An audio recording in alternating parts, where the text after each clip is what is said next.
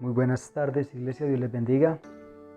Bienvenidos a esta nueva oportunidad para estar compartiendo la palabra del Señor y para estar disfrutando de ella. Le invito a que abra su Biblia en 2 Corintios, capítulo 6, versículo 3 en adelante. Vamos a estar leyendo hasta el versículo 7. Dice la palabra del Señor en 2 Corintios, capítulo 6, verso 3. No damos a nadie ninguna ocasión de tropiezo para que nuestro ministerio no sea vituperado. Antes bien, nos recomendamos en todo como ministros de Dios, en mucha paciencia, en tribulaciones, en necesidades, en angustia, en azotes, en cárceles, en tumultos, en trabajos, en desvelos y en ayunos, en pureza, en ciencia, en longanimidad, en bondad, en el Espíritu Santo, en amor sincero, en palabra de verdad, en poder de Dios, con armas de justicia a diestra y a siniestra. Yo le invito a que cierre sus ojos. Vamos a poner este tiempo en la presencia de nuestro Dios. Padre Celestial, te damos gracias. Gracias por esta oportunidad de volver a compartir tu palabra. Hoy, Señor, nos encomendamos nuevamente en tus brazos, rogando del Rey del Cielo, de que seas tú derramando de tu Espíritu, dándonos entendimiento y conocimiento, Señor amado, de lo que tú, Señor amado, has preparado para nosotros. Yo te quiero suplicar, Rey de la Gloria, abre los cielos, derrama de tu Espíritu, derrama de tu gloria sobre nuestras vidas. Pongo mi vida, Padre Celestial, para que sea el Señor tú a través de ella ministrando e impactando el corazón de tu iglesia. Damos gracias en Cristo Jesús. Amén y amén. En la predicación anterior hablábamos de 2 Corintios capítulo 6, los primeros 2 versículos, y hacíamos referencia a la necesidad de que todo cristiano se convierta en un colaborador de Jesús, en un colaborador de la obra de Cristo. Y eso se logra cada vez que tenemos un acercamiento a Jesús. Cada que nosotros nos acercamos a ese Jesús que conocemos, tenemos un acercamiento y nos metemos más con Él, podemos más conocer su obra, podemos más conocer su labor y llegar al punto inclusive de convertirnos en esos colaboradores, cuando tenemos estrechez con Él, cuando tenemos esa reacción. Entonces, hoy vamos a continuar el tema de lo que significa ser un colaborador de Jesús, pero cómo en realidad necesitamos prepararnos, entrenarnos en la vida para poder ser esos colaboradores que Jesús quiere. Dios quiere que realmente no nos quedemos en la mitad del camino. Dios desea que nosotros no nos quedemos en el impulso. Y quiero iniciar con esta anécdota. Hubo una época en que, hace algunos años, en las ciudades de Medellín, en las ciudades, perdón, de Colombia, en las grandes ciudades, Bogotá, Medellín, Cali, se estaban incrementando los accidentes automovilísticos, motociclistas. Los motociclistas cada vez estaban accidentándose más y se estaban dando cuenta en el Ministerio de Movilidad, en toda esta parte de la movilidad, de que la mayor parte de los accidentes tenían que ver con falta de suspicacia, falta de pericia de parte de los conductores de las motos. Entonces se dieron cuenta que en realidad estaban entregando pases a cualquier persona simplemente porque tuviera el dinero. Cualquier persona podía ir, pagar y sencillamente sacar su pase de una moto o de un automóvil. Eso no quería decir que tuviera la capacidad para manejar una motocicleta en medio de una ciudad tan grande.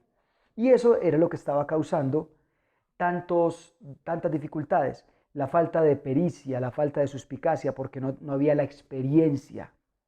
Ese mismo ejemplo lo podemos ver también a nivel espiritual. En realidad hay una cantidad de personas que quieren ser colaboradores de Cristo, pero la falta de suspicacia, la falta de experiencia los quema en la mitad del camino. A muchas personas las llamaron al Evangelio diciéndole que tal vez en el Evangelio iban a encontrar paz y tranquilidad, y se equivocaron. Cuando llegaron al Evangelio se dieron cuenta de que estamos siguiendo a un Cristo que pagó un precio por nosotros en una cruz del Calvario. Nuestro mayor líder, Jesucristo, murió en una cruz. Y los ejemplos que tenemos, como el ejemplo de Pablo, como el ejemplo de los apóstoles, también nos hablan de un camino de sufrimiento, de un camino donde hay que pagar un precio específico. Ok, entonces, lo que estamos viendo es de que muchas personas, inclusive estudiantes de seminarios bíblicos, han salido con la intención de servir y ser colaboradores de Cristo, pero en la mitad del camino se han quedado, se han estancado. ¿Y por qué se estancan? Por falta de experiencia en lo que Pablo hoy nos quiere enseñar, de que debemos tener experiencia, que debemos de prepararnos, al menos psicológicamente, entender qué significa ser un colaborador de Cristo, un colaborador de Él. Una de las metas del cristianismo debería ser desarrollar el ministerio de manera que nadie tenga causa por cuenta de nosotros para rechazar la gracia de Dios. Escuche eso. Una de las metas del Evangelio debería ser que nadie tenga excusa por cuenta de nosotros para rechazar la gracia de Dios. Que si quieren rechazar la gracia de Dios, lo hagan porque su propio estilo de vida, porque sus ganas de pecar los llevan a rechazar la cruz de Cristo, la gracia, el perdón, pero no porque nosotros les estamos dando mal testimonio o no porque nosotros estamos proyectando una imagen errónea de lo que es el cristianismo. Un líder orgulloso, por ejemplo, es un líder mal preparado, es un líder que no está capacitado para llevar la palabra de Dios. El orgullo, por ejemplo, puede ser un impedimento. El libro de Proverbios, capítulo 16, versículo 18, nos dice: delante de la destrucción va el orgullo, y delante de la caída, la altivez de espíritu. Escuche eso. El orgullo puede ser un impedimento para el ministerio y aún para grandes líderes. Pueden estar cayendo exactamente por el orgullo. ¿Y quién nos capacita para entrar a servirle a Cristo, para entrar a trabajar con Cristo, para entrar a ser un instrumento en la mano de Cristo sin orgullo? Solamente la obra del Espíritu Santo en el corazón del hombre. Es por eso que necesitamos entonces, como dice el versículo 3, de ahí del capítulo 6 que estamos leyendo de 2 Corintios, no damos a nadie ninguna ocasión de tropiezo para que nuestro ministerio no sea vituperado. El apóstol Pablo se esforzaba en gran manera, era imperativo para él que su propia vida estuviera en armonía con el evangelio que él predicaba. Que su propia vida estuviera en armonía con el evangelio que él predicaba. Si él predicaba un evangelio de humildad, él tenía en primer lugar que ser humilde. Si él predicaba un evangelio de seguridad en Cristo, él tenía que estar seguro. Y si predicaba un evangelio de fe, con mayor razón. Él era el primero que estaba confiado, pleno, seguro y desarrollaba fe delante de la presencia de Dios. ¿Para qué? Para que el pecado no habitara en su vida y fuera tropiezo primeramente para él y luego para los demás, los que venían detrás de él. Piense por un momento ese espíritu de arrogancia en la vida de Pablo, cómo hubiese afectado su ministerio. ¿Qué hubiese pasado si Pablo se comporta arrogantemente? ¿Qué hubiese pasado si Pablo desarrolla su ministerio de una forma arrogante ante los corintios, por ejemplo, que era una nación que lo rechazó durante mucho tiempo? ¿Qué hubiese pasado si la actitud de Pablo hubiese sido esa? Arrogancia, todo sufrimiento, todo estudio que Pablo hizo, todo trabajo que él hubiese hecho, hubiese sido en vano. Puede tener mucho conocimiento, puede tener mucha ciencia, puede haber alcanzado lo que sea, pero una sola característica: el orgullo. La falta de capacitación en abandonar el orgullo hubiera sido piedra de tropiezo para que muchos hubiesen caído, para que muchos hubiesen denigrado de la fe y para que muchos se hubiesen apartado de la palabra que Pablo les estaba enseñando. Entonces, miren, Pablo reconoce y entiende que él tuvo que ser capacitado para ser un colaborador de Cristo. Y en realidad, iglesia, creo que el Señor a cada uno de nosotros en estos últimos tiempos, en estas últimas épocas, nos está llamando de una u otra manera a que le colaboremos, pero también a que nos capacitemos para no ser piedra de tropiezo. Hay cantidad de ministros que están siendo piedra de tropiezo, que se hacen llamar ministros y están siendo piedras de tropiezo. Hay cantidad de cristianos que nos hacemos llamar cristianos y estamos siendo piedra de tropiezo para los inconversos. Entonces, si tú eres creyente en la palabra de Dios, si tú eres una persona que te gusta, eres una persona a la cual te gusta estudiar la palabra de Dios, tú tienes que capacitarte. Ahora, no estoy diciendo que eso quiere decir que nadie se va a escandalizar y no vas a ser piedra de tropiezo para nadie en la vida. Solamente el hecho de vivir una vida de santidad ya va a ser de tropiezo y de escándalo para muchos que no se quieren apartar del pecado. Solamente el hecho de que tú quieras vivir de una manera diferente ya está hablando de tropiezo, ¿verdad? Pero el verdadero evangelio, el verdadero embajador de Jesucristo, el verdadero colaborador, no va a escandalizar a las personas que quieren verdaderamente seguir a Jesucristo, que quieren conocer de Jesucristo, que quieren entender de la palabra de Dios. Así les hable de su pecado, así les hable de su condición de maldad, porque lo va a saber hacer, porque va a estar preparado. Entonces, vamos a mirar cuál debe ser la actitud que debe tomar el colaborador de Jesús frente a los creyentes. Ahí en el versículo 4 nos dice: antes bien, nos recomendamos en todo como ministros de Dios, en mucha paciencia, en tribulaciones, en necesidades, en angustias. Pablo nos dice 4 características importantes que debe tener todo colaborador, todo ministro de la palabra de Dios. Primero, estar experimentado en paciencia. Ay, Señor. La palabra que habla allí, paciencia, la palabra, si usted la busca en el diccionario griego-español, usted se va a dar cuenta que la palabra es hupomone, y significa aguante alegre. Escuche esa palabra, aguante alegre, esperanzado, constancia, tolerancia. Cuando hablamos de paciencia, está hablando de algo un poco más complejo que simplemente sentarme pacientemente a esperar que alguien cambie. En realidad, cuando me dice un aguante alegre, es de que todo siervo de Dios tiene que estar capacitado a la hora de servir, todo colaborador de Dios debe estar capacitado a la hora de entrar a servirle a Él para tener mucha paciencia y colaborarle a Cristo con mucha paciencia, porque no todo va a ser respuestas inmediatas, no todo va a ser bendición inmediata. Pablo dice: yo me tuve que capacitar en paciencia. El arte de servirle a Cristo es el arte de insistir, insistir, insistir e insistir. Piense nomás por un momento cuántas veces le tuvieron que insistir a usted, querido amigo, querido cristiano, antes de que usted recibiera a Jesucristo o antes que usted quisiera abrir su corazón para que la palabra de Dios llegara. Pablo dice: de la misma manera te tienes que preparar, porque no todas las personas te van a oír, pero tienes que tener paciencia. Y si Dios te dijo que esa persona es, a esa persona le debes de llegar.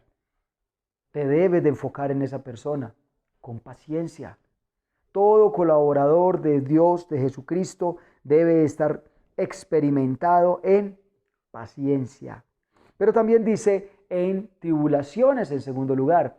En toda paciencia, en tribulaciones, dice el texto bíblico. Y las tribulaciones es opresión, angustia, estrechez. Miren, son palabras que para nuestra época son poco halagüeñas, poco halagantes, poco atractivas, para decir que nosotros hoy en día, en estos últimos tiempos, vamos a sacrificar. Pero si en realidad la iglesia de Cristo quiere presentar un evangelio de manera que no seamos piedra de tropiezo para las naciones, tenemos que prepararnos para las tribulaciones, tenemos que prepararnos para la opresión, para la angustia. La angustia, y la angustia es esa angustia que sentía Pablo cuando no recibía noticia de los corintios. ¿Será que se arrepintieron? ¿Será que cambiaron? ¿Será que qué pasó? Cuénteme, ¿y qué hay noticias de ellos? Es esa angustia que te lleva a orar, te lleva a orar, a interceder por los demás, te lleva a orar, a doblar rodilla por los inconversos, por aquella persona que apenas está conociendo, pero que está volviendo atrás, que está cayendo atrás, que no está dando los resultados que estás esperando. Y vuelves otra vez a doblar rodillas con angustia, con esa tribulación, con esa opresión, con esa estrechez, porque quieres que esa alma sea salva. Ahora, también dice, dice, en paciencia, en tribulaciones, en necesidades y en angustias. Cuando habla de necesidades, habla de privaciones. Examinemos por un momento, iglesia, eso. ¿Usted está dispuesto a privarse de ciertas cosas con tal que los demás conozcan? Les voy a colocar un ejemplo. ¿Usted está dispuesto a privarse de el placer que significa tomarse una cerveza en la esquina de su casa con un amigo solamente por amor a Cristo, por testimonio de Cristo, porque hay nuevos creyentes que tal vez vean eso como algo negativo, como algo que no es aprobado delante de la presencia de Dios? ¿Usted está dispuesto a negarse y a decir, lo sacrifico? ¿Usted está dispuesto a negarse a ciertos lujos para dar testimonio de Cristo y para que tal vez las personas no digan, mire ese cristiano y cómo está, y mírelo como, ¿de dónde estará sacando ese dinero? ¿Usted está dispuesto a negarse a muchas cosas que tal vez usted podría tener derecho y podría decir, yo tengo derecho? Decir usted, prefiero tener la necesidad, prefiero la privación, privarme de esto para que otros puedan conocer, para que otros puedan disfrutar del mensaje que yo les llevo, del mensaje del Evangelio, del mensaje de la palabra. ¿Estaría usted dispuesto a privarse de esa clase de cosas para ser un colaborador de Jesús? Créame, Jesús se privó de muchos privilegios que tenía. Jesús se negó a muchas cosas que pudo haber disfrutado solamente por amor a nosotros, para que algún día el Evangelio pudiera llegar. Y el apóstol Pablo también, siendo un fariseo de fariseos, siendo conocedor de la palabra, siendo instruido, siendo estudiado, fue un hombre que se negó y se privó de muchas cosas con el propósito de que la palabra llegara a muchas naciones. Pero también entonces dice angustia, y la palabra angustias es estrechez, como decíamos ahora, atrapado sin que haya lugar para donde moverse. La palabra angustia hace referencia a la época en que los israelitas salieron de Egipto y se encontraron allí en el desierto junto al mar, pero allí al lado del mar fueron acorralados. El faraón salió con todo su ejército, con toda su bulla, con todo lo que iba a hacer, a perseguirlos y quería matarlos, quería acabarlos ya, quería exterminar al pueblo de Israel. El pueblo de Israel hay un momento en que se encuentra entre el mar y el pueblo de Egipto que venía a perseguirlo. Dice que Dios coloca una nube de protección, que era luz para ellos y oscuridad para los de Egipto. Ahí vemos la protección de Dios. Sin embargo, ellos estaban estrechos. Sin embargo, ellos estaban ahí oprimidos. No había forma de salir. A eso se refiere, a esa clase de sentimiento es la que Pablo se refiere. Pablo está diciendo, yo he experimentado estrechez, así como el pueblo de Israel lo experimentaba cuando estaba allí y no tenía salida. Y la única salida que podía contemplar era la salvación divina. Todo creyente, todo colaborador, siervo de Dios, debe estar experimentado en lo que es la estrechez. La estrechez es ese momento en el que tú dices, Señor, no tengo otra salida sino tú. No hay otra forma de salir sino la tuya. Si tú me sacas de acá, yo salgo, y si no, me hundo, me lleva a lo que este problema, a esta situación. Creo que en estos momentos muchas familias están viviendo estrechez. Estrechez económica, no estamos trabajando, muchos están en la casa, no pueden salir a laborar. Estrechez psicológica. ¿Cuántas personas metidas todas a la misma vez en una misma casa? No nos había tocado tal vez compartir con nuestra propia familia. Estamos viviendo estrechez. Estrechez en cuanto a muchos muchas cosas que queríamos. Pero qué bueno que usted en este momento de estrechez, usted pueda clamar al Señor como el pueblo de Israel, clamar al Señor y decirle, Señor, tú eres mi única salida en medio de la estrechez. Y eso nos va a estar capacitando, eso nos va a estar entrenando para ser servidores de Cristo, conocer la estrechez. ¿Cómo reaccionamos en estos momentos de estrechez? Hay algunos cristianos que somos como esos animalitos, y perdónenme la comparación, pero como esos animalitos que cuando usted los estrecha contra un rincón, atacan, lanzan el anzuelo, el ganzuelo que tengan, las garras, atacan, muerden. Así nos reaccionamos muchas veces cuando estamos viviendo en estrechez. La palabra de Dios hoy nos enseña, mire, nosotros tenemos que ser personas experimentadas en la estrechez. Tenemos que saber cómo reaccionamos en medio de esa estrechez. Pablo lo supo y por eso se dio el lujo de decir, yo no soy piedra de tropiezo para los nuevos creyentes. Yo estoy experimentado en medio de la estrechez. He experimentado esa bendición, así como el pueblo de Israel. Entonces, ahora usted dirá, listo, estoy capacitado, estoy entrenado y experimentado en paciencia, en tribulaciones, en necesidades y en estrechez. Ya estoy experimentado, ahora sí estoy listo para no ser piedra de tropiezo para la humanidad, para los nuevos creyentes. Entonces, ¿qué estamos esperando? Que todos los creyentes nos respondan de una forma afirmativa. Pero el versículo 5 nos cambia el panorama. El versículo 5 de pronto nos desmotiva un poco en esa esperanza, porque en realidad el versículo 5 dice, ¿qué debe esperar un colaborador de Jesús de parte del futuro creyente? ¿Qué debe de esperar el colaborador de Jesús de parte del futuro creyente? No estamos hablando del creyente actual, estamos hablando del futuro creyente. ¿Qué debería esperar? Ser ministro de Dios en medio de ciertas circunstancias, como lo dice el versículo 5, en azotes, en cárceles, en tumultos, en trabajos, en desvelos y en ayunos. ¿Qué debería esperar todo creyente cuando lleva la palabra de Dios de una forma eficaz, efectiva? No que las personas se conviertan inmediatamente. Jesucristo fue el más experimentado en sufrimientos, en estrechez, vivió de las vidas más estrechas. Mire, los que estamos estudiando ahora teología, formación de liderazgo, estamos viendo el último año, cómo fue el último año de Jesús, y en el primer semestre de ese último año, estamos viendo cómo Jesús tuvo que andar para arriba y para abajo de cuenta de la estrechez.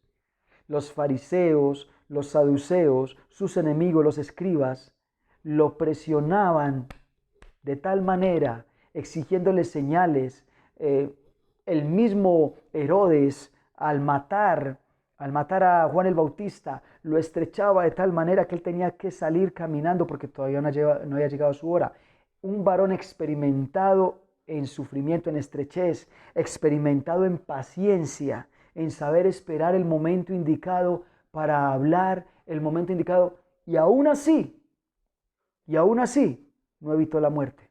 Y aún así, la humanidad no se arrepintió. Y aún así, el mismo pueblo de Israel que tuvo la oportunidad de vivir con él, no lo siguió. Se demoró un tiempo más y tuvieron que venir los apóstoles también a reiterar las palabras de Jesús, a volver a transmitir el mensaje para que los israelitas y aún los mismos familiares de Jesús terminaran reconociendo Él es. Entonces Pablo está hablando de que ¿qué pudo esperar él, aún siendo un hombre experimentado en todas estas áreas, en paciencia, en tribulaciones, en necesidades y en estrechez, en angustia? Aún siendo un varón experimentado en esto, ¿qué podía recibir y qué podía tener él? Azotes, ayunos. Aquí los ayunos no se refiere a aquellos ayunos voluntarios. En el versículo 5 no se refiere a aquellos ayunos voluntarios que uno hace en la casa por amor a Dios. Se refiere a tiempos de escasez y perseverancia por causa de un pueblo que no acepta aún a Cristo como su Salvador. Son tiempos donde llegas a un pueblo, llegas a un lugar y sabes que ese lugar todavía no te va a proveer lo suficiente para alimentarte.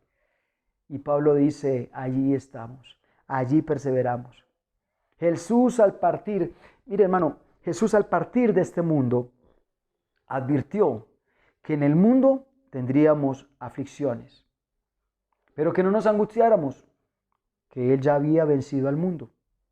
Jesús nos habló desde el principio y nos advirtió, nos dijo con claridad qué íbamos a recibir de parte del mundo. Íbamos a experimentarnos, íbamos a capacitarnos en ciertas cosas, pero que del mundo íbamos a recibir rechazo.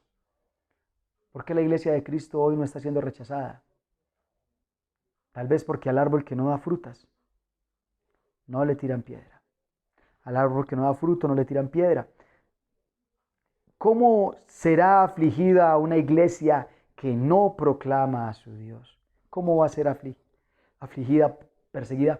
Y es una de las preocupaciones que embarga nuestro corazón como pastores en esta época. Porque sabemos y entendemos la razón por la cual Dios está enojado con el mundo. Sabemos que el mundo que hoy en día está viviendo una pandemia es un mundo que ha aprobado, son naciones que han aprobado el aborto, que han tomado como parte de su sociedad y parte de sus leyes la homosexualidad como algo reglamentario, como algo tranquilo. Estamos hablando de naciones que ya están obligando por constitución como tal a imponer banderas, los emblemas gays, un género que tiene, como decía alguien en estos días, más letras que el mismo abecedario, el género L, G, T, B, I, H, I, J, K, o sea, una cantidad de letras para describir algo que va en contra de la voluntad de Dios. Esa es la nación que está siendo perseguida, que está siendo aporreada hoy con una pandemia. Una nación que aprueba una cantidad de cosas, matrimonios que son ilegales, que aprueba inclusive, que está a punto de aprobar relaciones sexuales con muertos, necrofilia, está a punto de aprobar las relaciones sexuales con los menores de edad, que porque eso no es una aberración, no, simplemente es una orientación sexual, dice la sociedad hoy en día. La pregunta es, ¿dónde está la iglesia que reacciona respecto a esto? ¿Dónde está la iglesia que se hace perseguir? ¿Dónde está la iglesia que dice, no, eso no es cierto, la palabra de Dios lo enseña diferente? ¿Dónde está la iglesia? Por eso digo, al árbol que al árbol que no da frutas, pues no le tiran piedras. Si nosotros como iglesia nos quedamos callados, si nosotros como la iglesia no decimos nada ante lo que está mal, si no le enseñamos al mundo en esta época por qué estamos viviendo lo que estamos viviendo, el mundo va a perecer y nosotros con él. Y nosotros también, porque no estamos cumpliendo esa función a la que Dios nos está llamando. Jesucristo vino a dar la vida entera para que ese mundo conociera la verdad. La iglesia de hoy, ¿qué entrega por causa de esa verdad? ¿Qué estamos entregando como iglesia? Nos estamos preparando, capacitándonos, entrenándonos cada día más, llenándonos de palabra, a decir, uy, sí, este mundo está muy mal, pero no estamos haciendo reaccionar a un mundo. Y eso va a escandalizar al mundo. Pero aquel que quiera arrepentimiento, aquel que quiera conocer la verdad, va a tener dónde encontrarla. Y a eso es lo que nos llama la palabra de Dios. Por eso, algunos pensarán que Jesús tal vez era un iluso al pensar que eso de la persecución para la iglesia, no, Jesús, eres muy iluso si crees que tu iglesia va a ser perseguida por causa, o de hecho muchos pensarán que esa palabra no es para nuestra época. Esa palabra es para nuestra época, donde se habla de inclusión, donde se habla de igualdad. Créame que cuando la iglesia de Cristo se pare en santidad y en pureza, va a ser rechazada, va a ser perseguida, va a empezar a haber tribulación, va a empezar a haber estrechez, va a empezar a haber ayunos y no exactamente los voluntarios, va a empezar a ver lo que Pablo vio por causa del Evangelio. Ok, entonces, ¿Cuál debe ser la actitud que debemos de tener como colaboradores de Jesús? ¿Cuál debe ser la actitud que debemos desarrollar frente a esas aflicciones? Y lo que Pablo nos dice y lo que Pablo nos enseña es en el versículo 6, dice, en pureza, en ciencia, en longanimidad, o sea, en paciencia, en bondad, en Espíritu Santo. Pablo ahí nos da las características de cómo debemos de perseverar en medio de la aflicción cuando seamos perseguidos, cuando seamos atacados. Primero, en pureza, sin limpieza. Nadie verá a Dios sin esa pureza, sin santidad. Esa limpieza es un requisito fundamental. Es un requisito fundamental de un ministerio implacable. Por eso es que tenemos que estar experimentados y preparados. Un varón, un hombre, un ser humano, un siervo de Dios, un colaborador de Jesús, que ha sido experimentado en paciencia, en tribulación, en necesidad y en angustia, en medio de la persecución y en medio de los azotes y en medio de lo que el mundo traiga, la persecución que el mundo traiga, no va a corromper su pureza, no va a corromper sus principios, no los va a entregar. Por eso Pablo dice, si yo me preparo y me experimento conforme al versículo 4, estoy listo para vivir el versículo 5 y perseverar en el versículo 6 y 7. Mantenerme firme en mi pureza. Y así mi ministerio va a ser intachable. Y no va a ser de tropiezo absolutamente para nadie.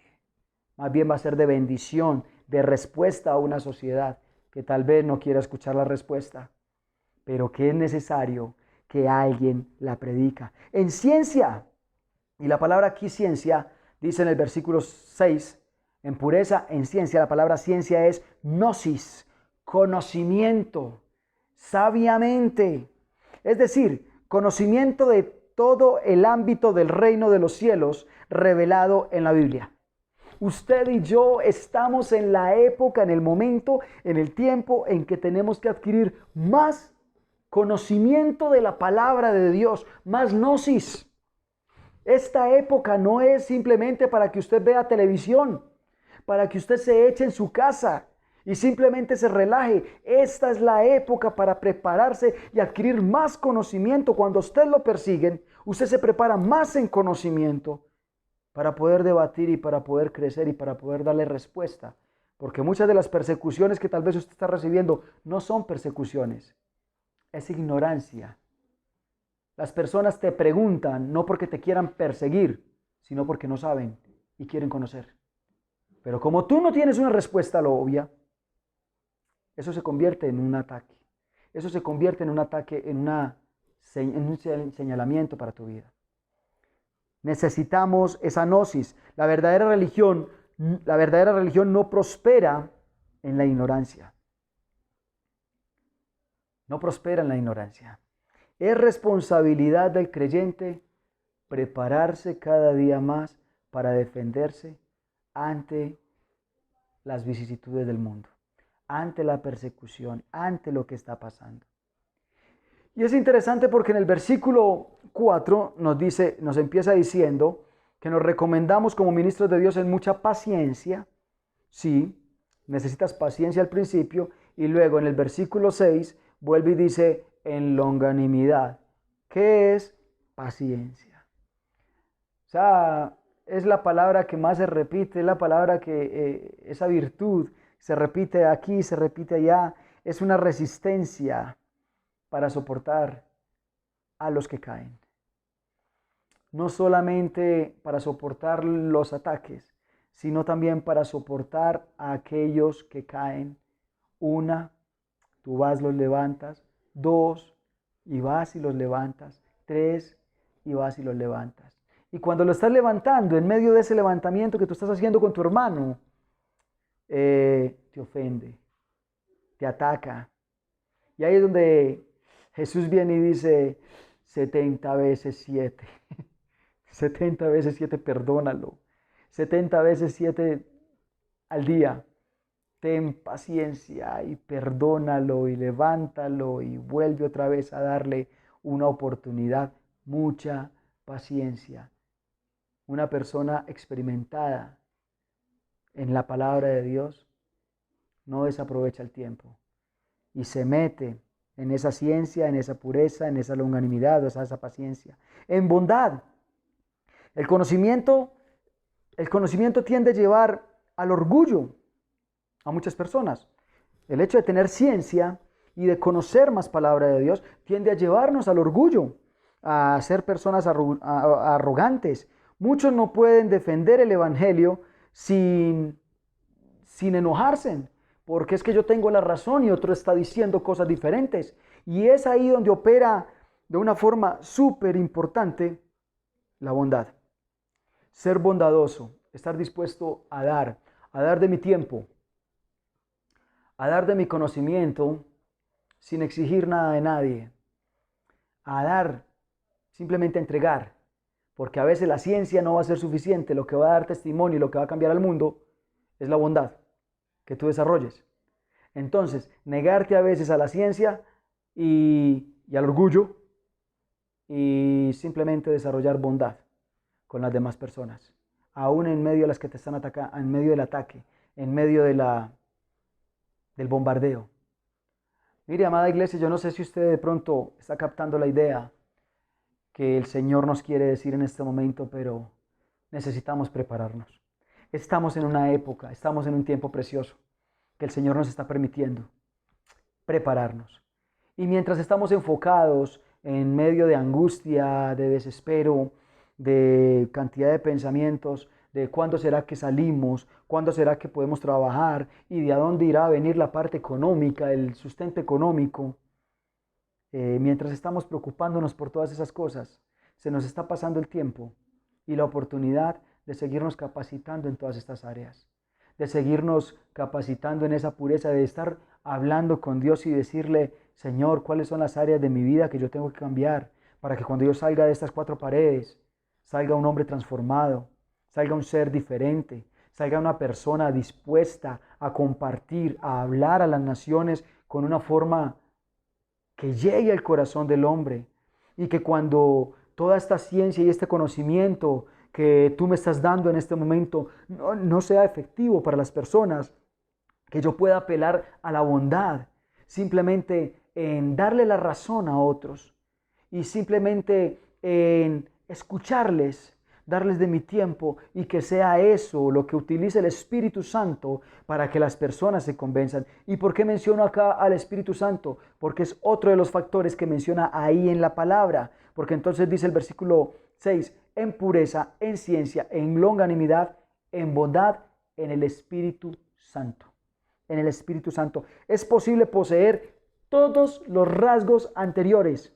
Es posible que usted tenga bondad, es posible que usted tenga ciencia, es posible que usted tenga pureza, pero si el Espíritu Santo no está ahí, eso va a ser algo superficial. Eso no va a impactar a nadie. Usted no va a poder ser un colaborador de Cristo porque usted ni siquiera va a saber dónde está trabajando Cristo, dónde se está moviendo. Nunca vamos a alcanzar la plenitud del ministerio si no somos llenos del Espíritu Santo. Nunca vamos a alcanzar esa plenitud. Esa plenitud nos la da el Espíritu Santo, que es el que nos va a guiar al último requisito: amor sincero. Y aquí estamos hablando del mismo amor ágape que sintió Jesús por cada uno de nosotros. Yo ese amor ágape, ¿cómo lo describo? Sacrificio. Para mí, amor, bíblicamente hablando, cuando yo lo miro en la palabra de Dios y miro el significado de lo que puede traer para mi vida el amor ágape, la palabra de Dios dice, maridos, amad a vuestras mujeres así como Cristo amó a la iglesia. Y yo solamente pienso cómo se representa el amor de Cristo. Solamente pienso en sacrificio. No se puede venir otra palabra a mi mente. No hay otra palabra que defina mejor lo que Cristo hizo por mí. Sacrificio. Se sacrificó, se entregó, lo entregó todo. Y ese es el amor que me está diciendo que yo tengo que tener para poder ser un servidor de Cristo, para ser un colaborador de Cristo. Una persona que llega a desarrollar este amor está listo para ser un colaborador, un servidor de Cristo. Está listo para dejarse usar por el Espíritu Santo, para dejar que el Espíritu Santo ministre su vida. Pero iglesia, volvemos otra vez al principio.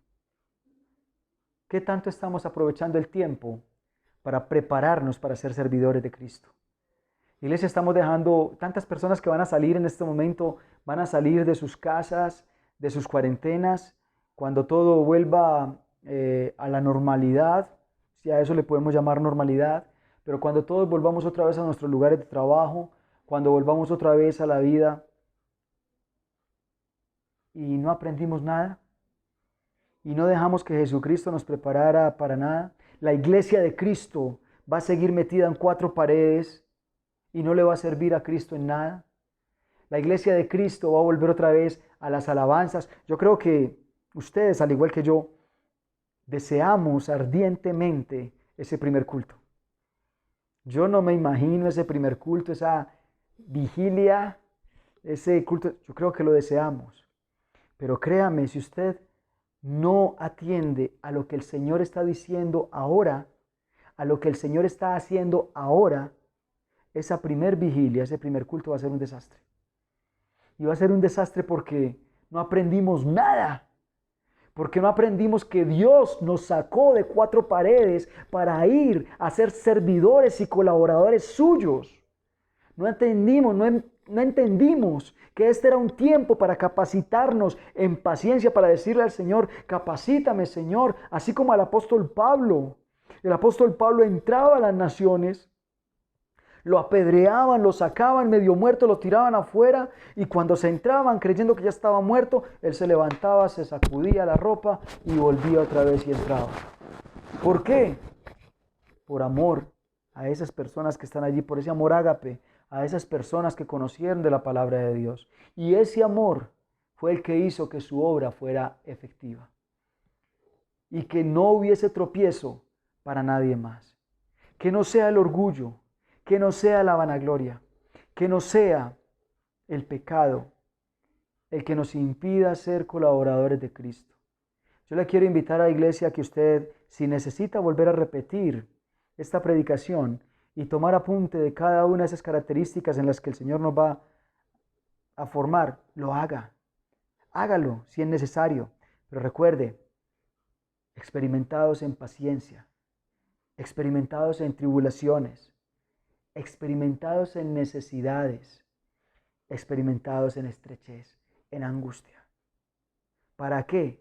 Para que en medio de todo lo que pase, en medio de la tribulación, en medio de los azotes, podamos responder de una manera pura, de una manera inteligente, con ciencia, con conocimiento, con paciencia, con longanimidad, con bondad y con llenura del Espíritu Santo, pero con un amor incondicional por los que se pierden.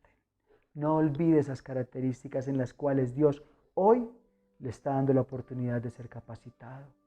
Ore, cierre sus ojos, hable con Dios y pídale al Señor que estas características no pasen en vano en este tiempo de cuarentena. Que estas características llenen su corazón y que estas características sean el motivo de la cuarentena, sean el motivo de usted estar encerrado en su casa, preparándose y llenándose de esto, de manera que cuando salgamos estamos listos para explotar el mundo, estamos listos para explotar con el Evangelio. No nos vamos a meter en cuatro paredes, aunque celebremos un culto en cuatro paredes, no nos vamos a meter. Pídele al Señor ahí con sus ojos cerrados, pídale, Señor Jesús, no permitas que cuando yo salga de esta cuarentena, Señor, me encierre en cuatro paredes. No, Señor.